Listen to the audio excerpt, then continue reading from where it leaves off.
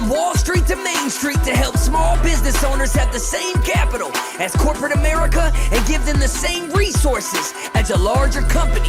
We cover business funding, business credit, scaling, business consulting, and much more.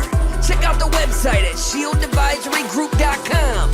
Welcome to the show, The Liquid Lunch Project. Hey, what's up, everybody? Welcome back to another episode of the Liquid Lunch Project. I am Matthew R. Meehan alongside my partner, the Professor Luigi Rosabianco. What's on tap today, Lou? Matt, today you and I are going to learn how small a world it really is. Today on the podcast, we have a gentleman, Kyle Mao, who is your classic entrepreneur. He's been in a lot of fields, but he was looking to spread his oats in his 20s, and he ended up in the lovely, beautiful city of Kyiv. And the rest, you'll soon find out, is history. Kyle, welcome to the podcast. Thank you for having me, boys. I appreciate it. So there is this trend. People are dying to come into the U.S., and you're counterintuitive, and you said, you know what, I'm 24, I want to go travel, and you end up in Kyiv. What was the brainchild?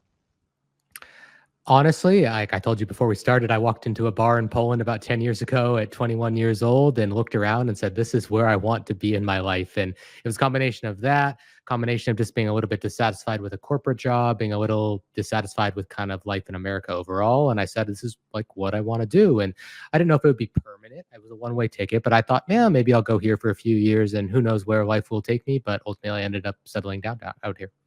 But at 24 years old, what were you doing in California? Did you have a job? Were you studying? Were you finishing college? Yeah, I was a computer engineer. I worked for a government think tank. I had started my career at a company called Hitachi, basically doing very high-end data systems support and engineering. And then I moved on to a Hitachi client, which was a government think tank. And I basically ran all the data systems in their company across 3 locations in the US. That'll do it. Go work for a think tank and you'll run. Yeah, honestly, it was just a miserable experience. And it was funny because I only worked like 6 hours a day. I literally would come in late. I'd leave early. I spent the whole day like on the roof, like just drinking coffee. And yet I was just so bored out of my mind because nothing ever happened and we weren't doing any work that mattered. So I just was totally fed up with it. Kyle, God bless this government and God bless our country, but there's nothing that this government does well. I mean, Amtrak is screwing up the rails. I mean, the post office can't get something on time, and Lord knows they're not going to be able to think at a think tank.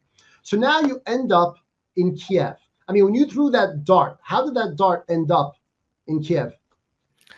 Oh, I pretty much drew a dart and I ended up in Poland first. And then the whole idea was, I'll travel around for a few years. And as you said, sow the oats and see what happens. And then like pretty much everybody who comes out here, I met a girl. And then I ended up really actually liking Ukraine and liking Kyiv. I ended up buying property there and ended up just kind of building my life there with her. And that was ultimately where everything led until the war with Russia kicked off. And then we decided it was time to leave. And here we are. So what is the process like for buying property over there? I know it's different from country to country. Not terribly different. It was an investment property at the time. So it was like, basically 10 apartment buildings and my building had not even been started. So it was basically a matter of moving the money from the US bank to a Ukrainian bank and then transferring that, signing all the documents. The worst part by far was actually moving the money out of the American bank. That took, I counted, it was like 50 hours on the phone in 1 week to get that move. Just clueless customer support. No one could help me. And it was getting to the point where I was going to have to actually fly home and basically move the money that way. But it was a nightmare. But overall, like I said, the worst part was the stuff in the States. It was not actually abroad. Once abroad, it was actually quite simple. Oh, that's good to hear. So Kyle, your expansion plans somehow were not in parallel with Vlad's expansion plans. So kind of walk us through what happens when the war is starting and Kyiv is being bombarded. Like, what do you do with you and your family?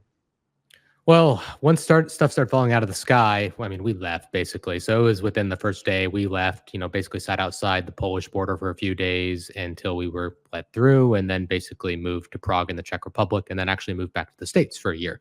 And then at the time, though, the company was small. It was just me and 2 other people. I had a co-founder at the time, and we had maybe like 20-ish clients, really not that many. I think we were doing Kyle, like hold on a second. $15,000. What Yeah. does leave mean? I mean, do you throw all your earthly belongings in your trunk? No, we left everything as it was. We packed basically just clothes and a few things that we could get our hands on and just left everything. We were lucky, obviously. Lucky is kind of a strong way to put it, but her, parents are still in Kyiv. So over the next couple months, they were able to move everything out of our apartment and, ship us some stuff. Her mom obviously visits us in Poland now, so she's still bringing stuff a few years later. But yeah, no, it was pretty much the clothes on our backs and whatever would fit in the suitcase in the car.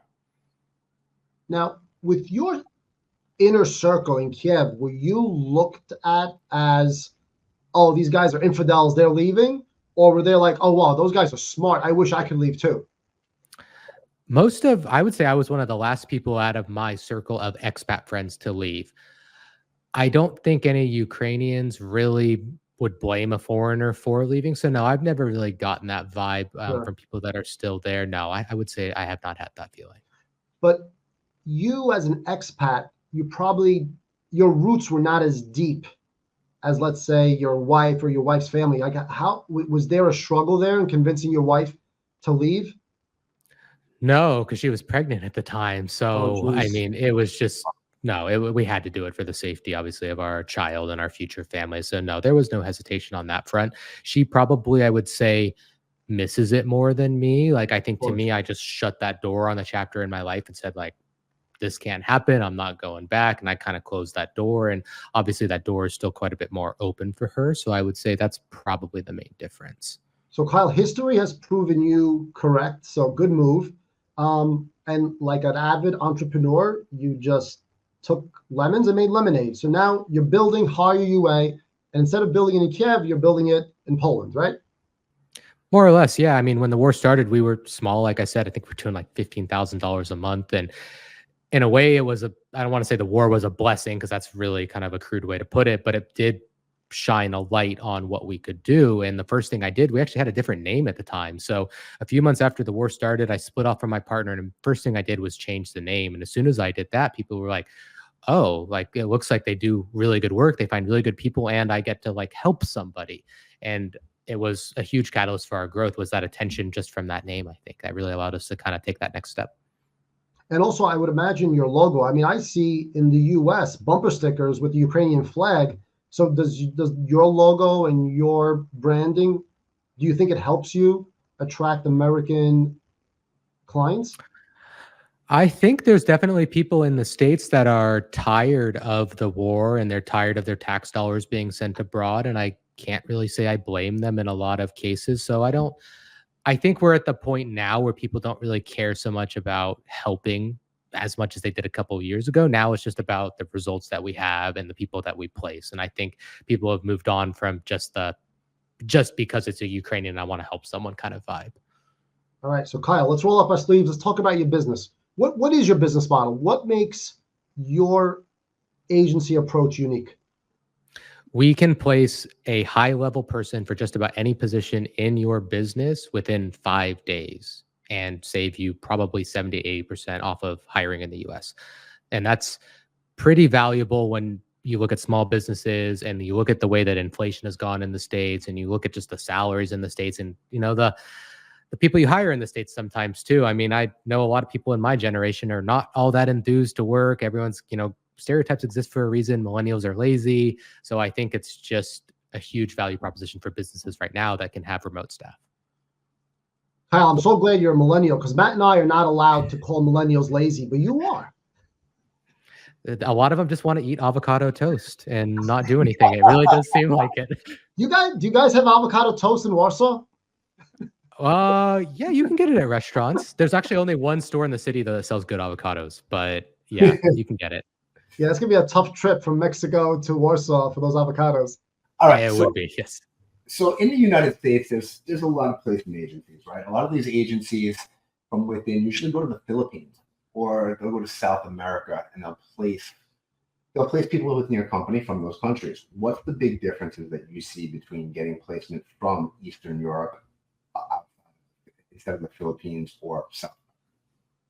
I think the big difference is that the people from Eastern Europe I have found to be able to operate at a higher level with much greater capacity. Someone who could run your company or really be like a leadership position in your company, as opposed to people that primarily are just repeating the same task on repeat. So ideally, you want to hire someone who can do a task and then say, how could I improve this task? And then how could I train someone below me to do this task even cheaper and make it even better? And that is where I think it is just a higher level. And it could be for a variety of factors, but I've just found that as far as like running a company and getting people really self-sufficient, I've had a lot better success rate in Eastern Europe.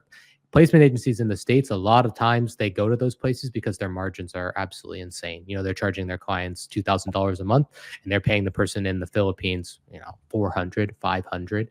And as much as I sometimes wish my margins looked like that, it's just not the case out here. So I think that's why a lot of people push those hubs, because the margin is so huge. It's just leverage.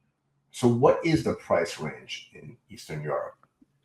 It depends. So you could still get like a full-time basic worker virtual assistant for somewhere between like $700 to $1,000 a month. But of course, that's going to be probably someone on the entry level. And then of course, we've placed like media buyers and developers as much as $7,000, $8,000 a month. But those are then people that have 15 years of experience, and that would be probably the price you would pay for someone pretty junior or mid in the States. So it all just depends on the position, what you're looking for. And of course, every position has tiers within it of junior, middle, senior. And, it's always also about just finding the right fit with your own company. Now, when you're placing these workers or virtual workers, or I don't even like that word because they're people at the end of the day. I hate the word virtual assistant. I just say remote talent. Remote talent, yeah. That's remote team, yeah, something like that. So when you're placing them in your company, are you guys actually helping with payments? Are you just placing them and walking away? Are you managing the virtual talent, the remote talent? We don't really go too deep into people's businesses. We handle the payments if they would like us to, or if someone just wants to execute a bigger one-time fee, then we go that route. But it really just kind of depends on what the client likes. I think a lot of people like to do is they like to trial the person for a few months. And then if after 3 months, they're like, this is perfect, this person's killing it, now I just want to work directly with them, take down my monthly cost, and then they execute the buyout. Some people are always looking for more people, and they're always kind of replacing people if they're not the right fit. So they may say like, oh, I'd rather go through you guys. And that way, if I need someone else or I need a replacement, I can get it really quickly. And it just depends on what everybody wants. We're pretty flexible. Are you finding more people coming to you from project-based work or more full-time work? Well, we turn away a lot of the project work just because it's hard to make money for us. So mostly we're looking at like part-time to full-time. So anywhere from 10 to 40 hours a week. If it's project-based, a lot of people will start to kind of bulk at the fee. It's the same amount of work for us to go find someone for your one-time project as it is to place a permanent person in your business. So we still need to charge the same amount. And a lot of people are just like, no, it's too much. And it is a lot for a one-time project. So how do you guys charge? Are you charging a one-time fee? Is it ongoing as long as you're... We charge a start fee because otherwise people will window shop. Like everybody, you ever ask, oh, I'd love to see some resumes, but that is of course work for us. So we charge a start fee. And then if they want to go through us, they pay us monthly. We pay the person at their company. And then otherwise it's a one-time fee based off of the annual salary that person's getting paid every year. Okay. So it's almost similar to a recruiting agency here in the States. What's that? Similar to a recruiting agency here in the States. Exactly the same, really. Awesome. So Kyle, where does this road lead? Is there a point where the Eastern European talent gets paid a commensurate level with American talent, or are you just going to run like gangbusters and take over the American labor market? I would like for us to be taking over from the other markets in the world. So, instead of people going to Southeast Asia and going to Latin America, they come to Europe instead, because I think it's not that much more money, but the quality you get is significantly higher that I think would benefit the majority of businesses out there. So that's kind of my goal, is that instead of going there, people are always going to come here. That's kind of my end goal with the company. If you guys looked at my expenses out here, I think you would probably have the answer to your question, which is I don't think they're going to be taking over and getting to the same price as Americans. It is hard to explain sometimes just how far dollars can go out here in comparison. So someone getting paid in dollars out here, a cheap Western salary is living usually quite good out here. So I just got back from Thailand, and I was having the same exact conversation with people since I got back. Right? It's amazing. So let's put it into a picture for everybody. What is a basic two bedroom apartment rent for in US dollars out there?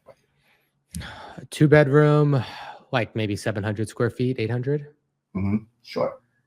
If you were to be like in the suburbs, but still in a pretty accessible central part of the city that I live in, I would say you would not be paying more than $700, $800 a month. Yeah, that's tremendous. Because even here by me, and I'm out in Orlando, you're looking at $2,500, almost $3,000. Yeah, that's a lot, and people just, it's different because the costs don't add up in other ways too. Like you have a tram or a bus or a metro, and a monthly pass on that is probably like $17 on average. So you don't need a car, you don't need insurance, you don't need to fill it up with gas. People don't tend to buy massive TVs on credit. They don't tend to buy all the, just kind of luxurious designer items that a lot of people do in the States. So everything is just a little bit cheaper, and it just really adds up when you at the end of the month, you tally it all up and you're amazed just how little it is sometimes. Yeah, I was speaking to people actually when I was in Thailand. It's cheaper for them to go out to eat than it is to actually cook it. Believe it or not, most people. I believe it. Yeah, I totally believe it. They don't worry about the designer stuff either, but they all have it on. Yeah. There was a time where that was also the case in America. If you had to build your own Happy Meal at home, it would cost you more to go to the grocery store.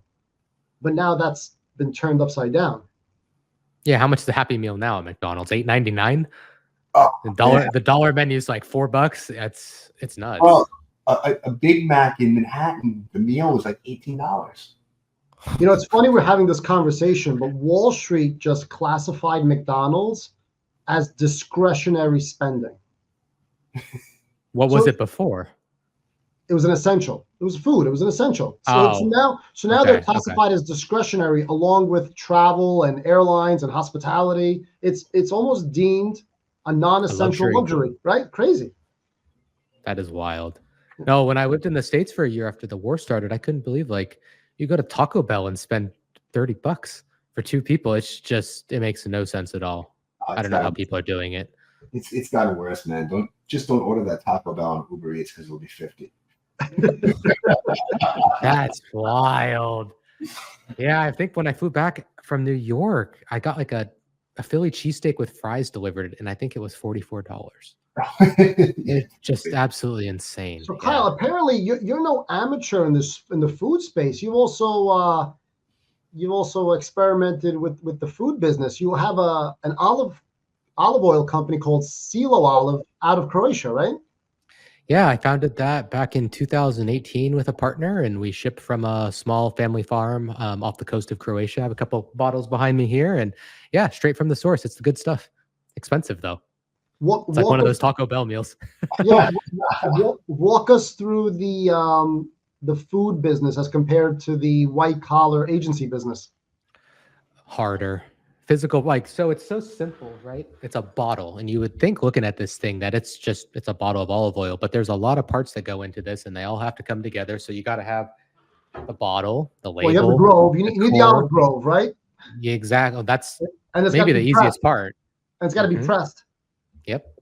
So all in all, I would not recommend anyone get into the physical product space, much less the food space. It is a huge just pain in the butt. There's no other way to put it. Are you selling that stateside, or it's only available in Europe? Pretty much actually only available in the States. Oh, wonderful. So we ship everything in a container from Croatia over to California, where it gets bottled, and then it goes to Chicago, where the shipping facility is, and they ship it out to the States and Canada. So you've come full circle. Yeah, I have. Now sending stuff back. Yep, exactly. So when you got involved in that business, what did you know about it?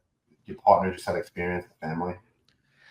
Yeah, I knew absolutely nothing. So I had a blog. That was my first business. It was a dating and travel blog, and he was a reader of that blog. And we were living in Prague, and we went out for a few beers a few times, and we got along good. And he said, I've always wanted to bring this to market, and I don't really know how to bring it to market. I just know how to get the olive oil. So we partnered up and managed to bring it to market. But yeah, it all originally started basically selling through my social media channels, like my Twitter and my email list. That was how we launched and sold our first few hundred bottles, was on Twitter, organically, out of all things. So that was how it got started. And then it just grew into this almost like a cult in some ways, just because people hate seed oils and people want to be healthy. And it just kind of grew and grew and grew. And it really is just a lot of word of mouth and referrals and repeat business at this point. Is it one product? You have different SKUs. One product. So just virgin olive oil? One product, pack of one or pack of three. So that's Nice. it. Very, very straightforward and simple. Yeah, just thinking about that makes my head hurt. Then you gotta grow the olives. Then you gotta get them down. Then you gotta press them. Then you gotta bottle them down. Then you gotta ship them. What? Way too much. And then you've got climatic issues, right? You've got socioeconomic issues. You've got it's a tough business, guys. Yeah, no, I was already rubbing my head because my head was starting to hurt as you started asking me these questions. I'm just like, oh man, it's like I said, very simple looking product, but the amount of things that just go on that bottle, it adds up. So what's next? Where are you going to focus? Are you strictly focused on on the hiring company, or are you looking to do more? Are you looking to start some other companies? Because it seems like you don't sit still for too long.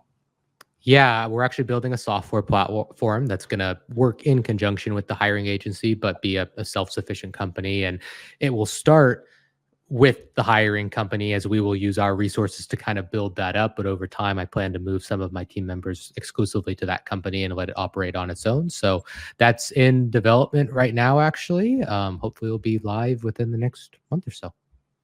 Good luck with that, Kyle. Kyle, let me ask you, the strength of your business model, as I see it, is you've got some real strong macro trends. You've got some kick-ass universities in Europe. You've got a really educated labor force. Mm-hmm. But as this war continues, there has to be some attrition. Do you feel the youth of Ukraine will leave for other opportunities, or you'll still have that labor source that you could tap into to be able to grow your agency?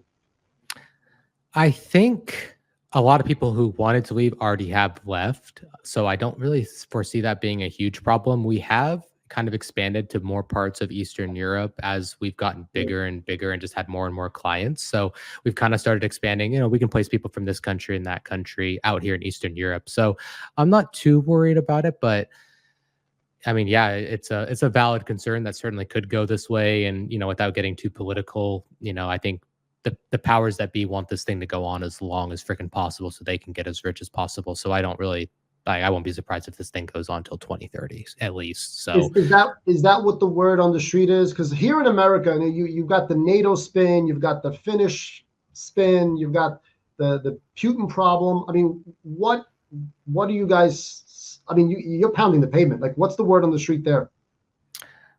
I think people were pretty hopeful for a while that it would end soon, and I think it's more accepting that this just a stalemate at this point. Like, if you look at the map and how things are drawn out at right now, it's absolutely no different than it was 2 years ago. So a lot of people are now looking and saying, well, what was the point of the last couple of years? And I kind of tend to agree with that.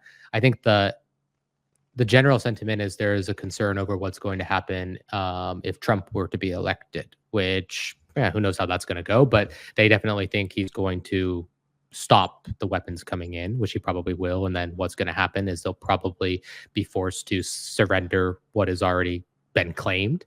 But then I think the main concern is what happens next time, because people think it's probably not going to just stop at that. And I think they have a fair point by saying so, for sure. So I read an article stating that Ukraine was running out of troops.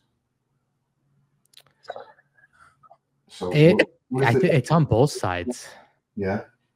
I mean, from what I've heard, it's definitely been like the losses are roughly equal. And these are from like people who are serving or know people or actually like out there in the trenches. And it's like, we've lost a lot, but they have too. And we're really at a stalemate. That's the actual situation on the ground. The question is, who can resupply that better? I don't know. Yeah, it's definitely a tough situation. But I think you're in a great business. I mean, basically, you're exporting talent and importing dollars right now. So you're sitting in a good place, especially living overseas. Why don't you tell the audience where they can find you and get in touch with you if they have any questions regarding Yes. Eastern So Europe? if you're a company potentially looking to hire, go to hire-ua.com and book a call with the team. If you want to just hear from me, go to kylemao.com. I publish articles and newsletters to my email list on a daily basis, and then all my socials are on that as well. Kyle, thank you so much for being here. We want to be respectful. Likewise. Yep. We want to be Thank you for respectful. having me. Absolutely. We want to be respectful of your time. I have a question before I let you run. Most people, when they go and they hire remote talent, they don't know exactly what they're looking for. So what are the top 3 positions that somebody comes to you looking for in your business? Executive assistant for busy CEOs and founders who just need someone to kind of manage their calendar and in a way manage their life. I would say after that, client success manager. So a lot of small businesses, if you can get yourself out of client talk or customer talk instead of dealing with it all day, it's just a huge step up. And then the final one I'd say would be just an operations manager. So when their company's maybe at $1 million a year or so, and they're ready for someone to really kind of take the reins and they can just do the high leverage work and tell this person what to implement. That's kind of the other big one. So those are probably the 3 I see most common. Awesome. Kyle, thank you so much for being here. Everybody, that's a wrap on the Liquid Launch Project. Thank you. See you in the next episode. Thank you for listening to the show. And make sure you subscribe, leave a review, and share it with a friend. We'll see you on the next episode of the Liquid Launch Project.